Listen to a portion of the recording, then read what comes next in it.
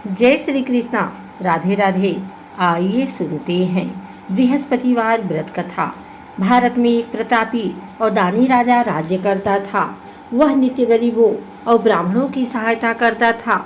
यह बात उसकी रानी को अच्छी नहीं लगती थी। वह न ही गरीबों को दान देती, न ही भगवान का पूजन करती थी और राजा को भी दान देने से मना किया करती थी। एक दिन राजा शिकार खेलने वन को गए हुए थे तो रानी महल में अकेली थी। उस समय बृहस्पति देव साधु वेश में राजा के महल में भिक्षा के लिए गए और भिक्षा मांगी। रानी ने भिक्षा देने से इनकार किया और कहा, हे साधु महाराज, मैं तो दान पुण्य से तंग आ गई हूँ। मेरा पति सारा धन लुटाते रहते हैं। मेरी इच्छा है कि हमारा धन नष्ट हो जाए, फिर न रहेगा बांस न बाजेगी बांसुरी। साधु ने कहा, देवी तुम बड़ी विचित्र हो। धन संतान तो सभी चाहते हैं, पुत्र और लक्ष्मी तो पापी के घर भी होने चाहिए। यदि तुम्हारे पास अधिक धन है तो भूखों को भोजन दो, प्यासों के लिए प्याऊ बनवाओ, मुसाफिरों के लिए धर्मशालाएं खुलवाओ। जो निर्धन अपनी कुंवारी कन्याओं का विवाह नहीं कर सकते, उनका विवाह करा दो। ऐसी और कई काम हैं जिनके करने से तुम्हारा यश लोक परलोक में फैलेगा। परंतु रानी पर उपदेश का कोई प्रभाव न पड़ा। वह बोली, महाराज आप मुझे कुछ न समझाएं। मैं ऐसा धन नहीं चाहती जो हर जगह बांटती फिरूं। साधु ने उत्तर दिया, यदि तुम्हारी ऐसी इच्छा है तो तथास्तु। तुम ऐसा करना कि बृहस्पतिवार को घर लिपकर पीली मिट्टी से अपना सिर धोकर स्नान करना, भट्ठी चढ़ाकर कपड़े धोना। ऐसा करने से आपका सारा धन नष्ट हो जाएगा। इतना कहकर वह साधु महाराज वहाँ से आलोप हो गए। साधु के अनुसार कई बातों को पूरा करते हुए रानी को केवल 3 बृहस्पतिवार ही बीते थे कि उसकी समस्त धन संपत्ति नष्ट हो गई। भोजन के लिए राजा का परिवार तरसने लगा। तब एक दिन राजा ने रानी से बोला कि हे रानी, तुम यहीं रहो, मैं दूसरे देश को जाता हूँ, क्योंकि यहाँ पर सभी लोग मुझे जानते हैं, इसलिए मैं कोई छोटा कार्य नहीं कर सकता। ऐसा कहकर राजा परदेश चला गया। वहाँ वह जंगल से लकड़ी काट कर लाता और शहर में बेचता। इस तरह वो अपना जीवन व्यतीत करने लगा। इधर राजा के परदेश जाते ही रानी और दासी दुखी रहने लगी। एक बार जब रानी और दासी को 7 दिन तक बिना भोजन के रहना पड़ा तो रानी ने अपनी दासी से कहा, हे दासी, पासी के नगर में मेरी बहन रहती है, वह बड़ी धनवान है, तू उसके पास जा और कुछ ले आ ताकि थोड़ी बहुत गुजर बसर हो जाए। दासी रानी की बहन के पास गई। उस दिन गुरुवार था और रानी की बहन उस समय बृहस्पतिवार का व्रत कथा सुन रही थी। दासी ने रानी की बहन को अपनी रानी का संदेश दिया, लेकिन रानी की बड़ी बहन ने कोई उत्तर नहीं दिया। जब दासी को रानी की बहन से कोई उत्तर नहीं मिला तो वह बहुत दुखी हुई और उसे क्रोध भी आया। दासी ने वापस आकर रानी को सारी बात बता दी। सुनकर रानी ने अपने भाग्य को कोसा। उधर रानी की बहन ने सोचा कि मेरी बहन की दासी आई थी, परंतु मैं उससे नहीं बोली, इससे वह बहुत दुखी हुई होगी। कथा सुनकर और पूजन समाप्त करके वह अपनी बहन के घर आई और कहने लगी, हे बहन, मैं बृहस्पतिवार का व्रत कर रही थी। तुम्हारी दासी मेरे घर आई थी, परंतु जब तक कथा होती है तब तक न तो उठते हैं और न ही बोलते हैं, इसलिए मैं नहीं बोली। कहो दासी क्यों गई थी? रानी बोली, बहन तुमसे क्या छिपाऊं, हमारे घर में खाने तक को अनाज नहीं था। ऐसा कहते कहते रानी की आंखें भर आई। उसने दासी समेत पिछले 7 दिनों से भूखे रहने तक की बात अपनी बहन को विस्तार पूर्वक सुना दी। रानी की बहन बोली, देखो बहन, भगवान बृहस्पति देव सबकी मनोकामना को पूर्ण करते हैं। देखो शायद तुम्हारे घर में अनाज रखा हो। पहले तो रानी को विश्वास नहीं हुआ, पर बहन के आग्रह करने पर उसने अपनी दासी को अंदर भेजा तो उसे सचमुच अनाज से भरा एक घड़ा मिल गया। यह देखकर दासी को बड़ी हैरानी हुई। दासी रानी से कहने लगी, हे रानी, जब हमको भोजन नहीं मिलता तो हम व्रत ही तो करते हैं, इसलिए क्यों न इनसे व्रत और कथा की विधि पूछ ली जाए ताकि हम भी व्रत कर सकें। तब रानी ने अपनी बहन से बृहस्पतिवार व्रत के बारे में पूछा। उसकी बहन ने बताया, बृहस्पतिवार के व्रत में चने की दाल और मुनक्का से विष्णु भगवान का केले के जड़ में पूजन करें तथा दीपक जलाएं, व्रत कथा सुने और पीला भोजन ही करें, इससे बृहस्पति देव प्रसन्न होते हैं। व्रत और पूजन विधि बताकर रानी की बहन अपने घर को लौट गई। 7 दिन के बाद जब गुरुवार आया तो रानी और दासी ने व्रत रखा। घुड़साल में जाकर चना और गुड़ लेकर आई। फिर उससे केले की जड़ तथा विष्णु भगवान का पूजन किया। अब पीला भोजन कहाँ से आए, इस बात को लेकर दोनों बहुत दुखी थे। चूंकि उन्होंने व्रत रखा था, इसलिए बृहस्पति देव उनसे प्रसन्न थे। इसलिए वे एक साधारण व्यक्ति का रूप धारण कर 2 थालों में सुंदर पीला भोजन दासी को दे गए। भोजन पाकर दासी प्रसन्न हुई और फिर रानी के साथ मिलकर भोजन ग्रहण किया। उसके बाद वे सभी गुरुवार को व्रत और पूजन करने लगी। बृहस्पति भगवान की कृपा से उनके पास फिर से धन संपत्ति आ गई, परंतु रानी फिर से पहले की तरह आलस्य करने लगी। तब दासी बोली, देखो रानी, तुम पहले भी इस प्रकार आलस्य करती थी। तुम्हें धन रखने में कष्ट होता था, इस कारण सभी धन नष्ट हो गया, और अब भी भगवान बृहस्पति की कृपा से धन मिला है तो तुम्हें फिर से आलस्य हो रहा है।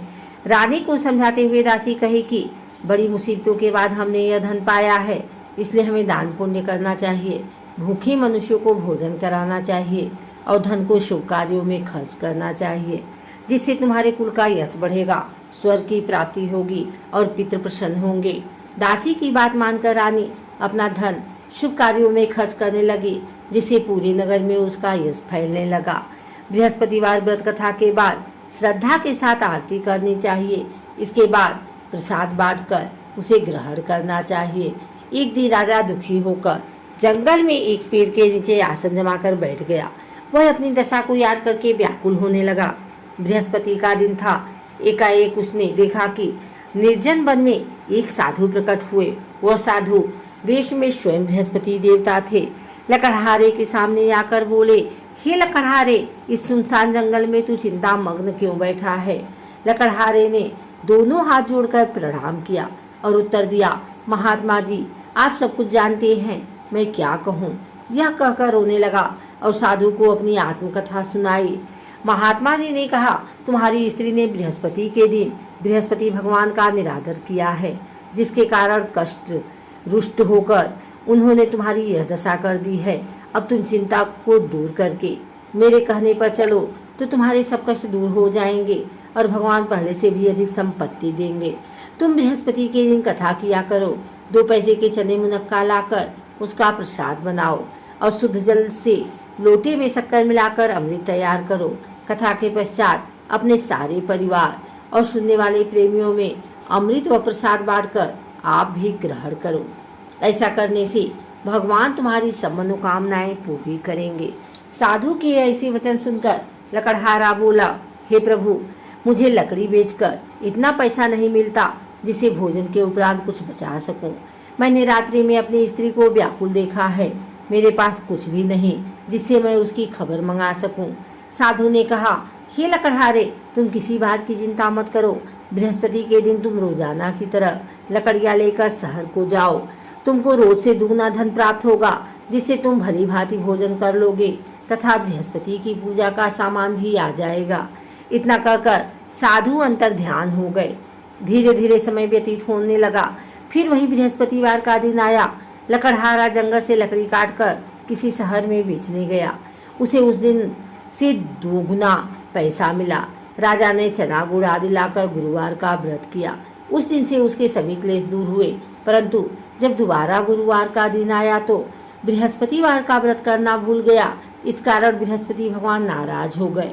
उस दिन उस नगर के राजा ने विशाल यज्ञ का आयोजन किया तथा शहर में यह घोषणा करा दी कि कोई भी मनुष्य अपने घर में भोजन न बनावे न आग जलावे। समस्त जनता मेरे यहाँ भोजन करने आवे। इस आज्ञा को जो न मानेगा उसे फांसी की सजा दी जाएगी। इस तरह की घोषणा संपूर्ण नगर में करवा दी गई। राजा की आज्ञा अनुसार शहर के सभी लोग भोजन करने गए, लेकिन लकड़हारा कुछ देर से पहुंचा।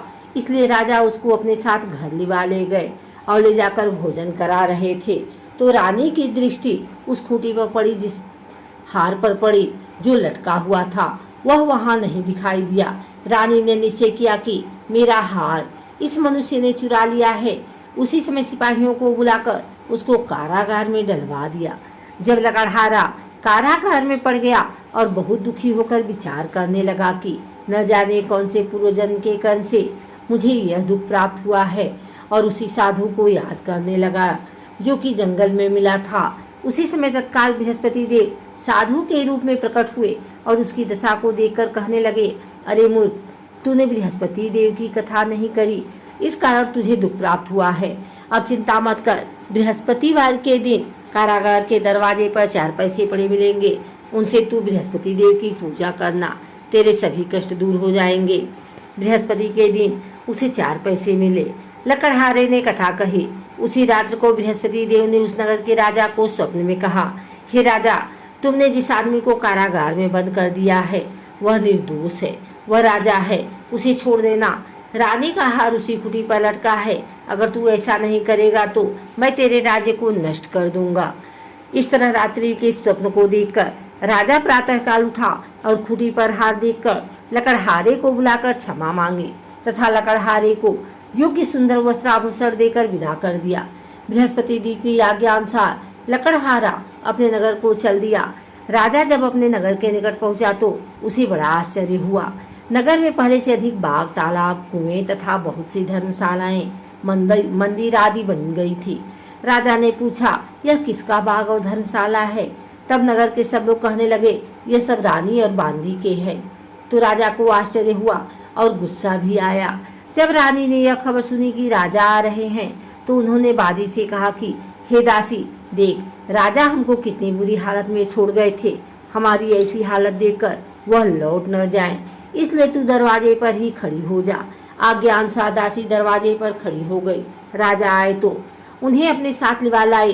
तब राजा ने क्रोध करके अपनी रानी से पूछा कि यह धन तुम्हें कैसे प्राप्त हुआ है? तब उन्होंने कहा, हमें यह सब धन बृहस्पति देव के इस व्रत के प्रभाव से प्राप्त हुआ है। राजा ने निश्चय किया कि 7 रोज बाद तो सभी बृहस्पति देव का पूजन करते हैं, परंतु मैं प्रतिदिन दिन में 3 बार कहानी तथा रोज व्रत किया करूंगा। अब हर समय राजा के दुपट्टे में चने की दाल बधी रहती तथा दिन में 3 बार कहानी कहता। एक रोज राजा ने विचार किया कि चलो अपनी बहन के यहाँ हो आवे। इस तरह निश्चय कर राजा घोड़े पर सवार हो अपनी बहन के यहाँ चल दिया। मार्ग में उसने देखा कि कुछ आदमी एक मुर्दे को लिए जा रहे हैं। उन्हें रोककर राजा कहने लगा, अरे भाइयों, मेरी बृहस्पति देव की कथा सुन लो। वे बोले, लो, हमारा तो आदमी मर गया है, इसको अपनी कथा की पड़ी है। परंतु कुछ आदमी बोले, अच्छा कहो, हम तुम्हारी कथा भी सुनेंगे। राजा ने दाल निकाली और जब कथा आधी हुई तो मुर्दा हिलने लगा और जब कथा समाप्त हो गई तो राम राम करके मनुष्य उठकर खड़ा हो गया। आगे मार्ग में उसे एक किसान खेत में हल चलाता मिला।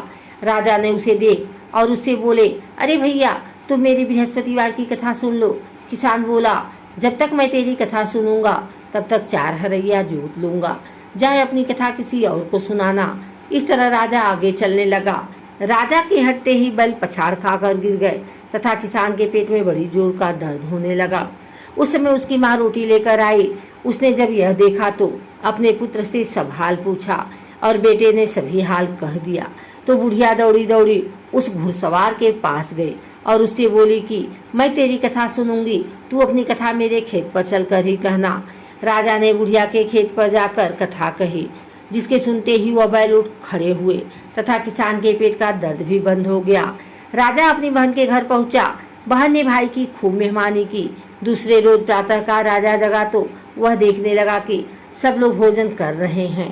राजा ने अपनी बहन से कहा, ऐसा कोई मनुष्य है जिसने भोजन नहीं किया हो? मेरी बृहस्पतिवार की कथा सुन ले। बहन बोली, हे भैया, यह देश ऐसा ही है कि पहले यहाँ लोग भोजन करते हैं, बाद में अन्य काम करते हैं। अगर कोई पड़ोस में हो तो देखाऊं। वह ऐसा कहकर देखने चली गई, परंतु उसे कोई ऐसा व्यक्ति नहीं मिला जिसने भोजन न किया हो। अतः वह एक कुम्हार के घर गई जिसका लड़का बीमार था। उसे मालूम हुआ कि उनके यहाँ 3 रोज से किसी ने भोजन नहीं किया है। रानी ने अपने भाई की कथा सुनने के लिए कुम्हार से कहा। वह तैयार हो गया। राजा ने जाकर बृहस्पतिवार की कथा कही, जिसको सुनकर उसका लड़का ठीक हो गया। अब तो राजा की प्रशंसा होने लगी। एक रोज राजा ने अपनी बहन से कहा कि हे बहन, हम अपने घर को जाएंगे, तुम भी तैयार हो जाओ।